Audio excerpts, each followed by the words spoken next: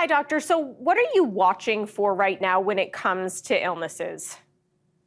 Well, I mean, we've had a lot of circulation of respiratory infections over the summer. And if you look at what we can tell from the data that's available, a lot of it actually has been COVID. So there's been probably a fair amount of undiagnosed COVID. And the numbers were going up somewhat in June, and then it's kind of held steady with slightly higher numbers since June till now.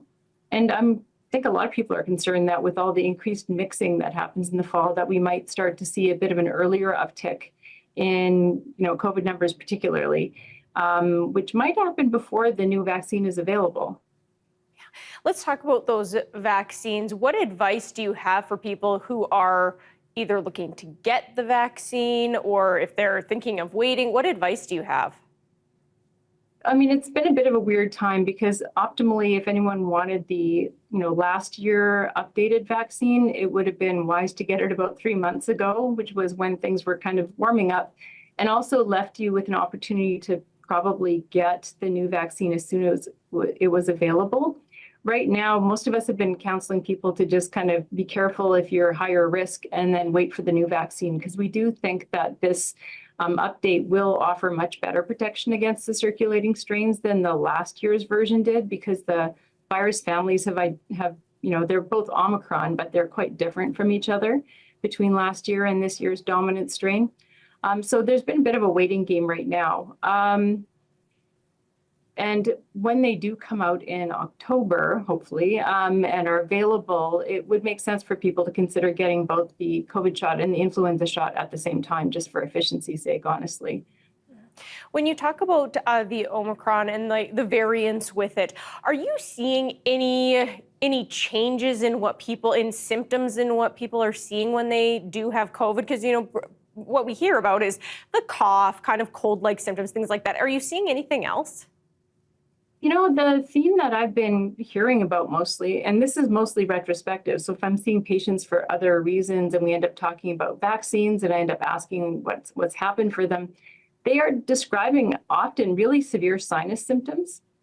So, the usual sore throat, cough, achiness, headache, but really quite a lot of dominant headache and sinus symptoms, which kind of might be leading people to think it's not COVID, but that, some of those people certainly are testing positive for COVID, and it's been documented.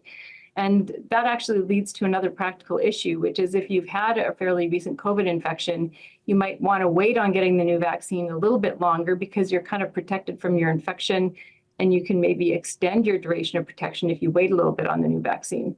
If you're not sure if you had it or not, you should probably just go ahead and get it when it comes out. So just to recap, that new vaccine is expected to come out in October, you were saying?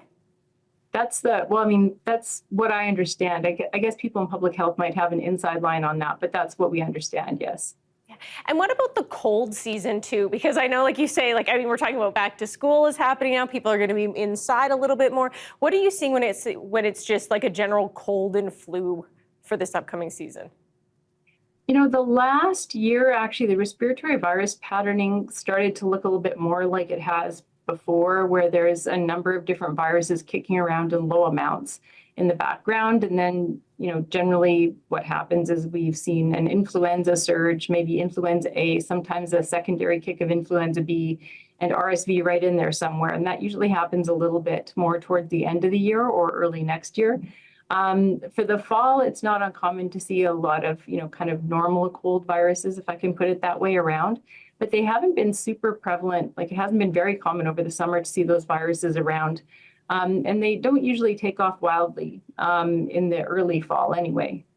Yeah, that's good. That is good. We have a lot on our plates right now, but this has been very helpful. Thank you so much, Doctor. I always appreciate your time. Thanks for having me.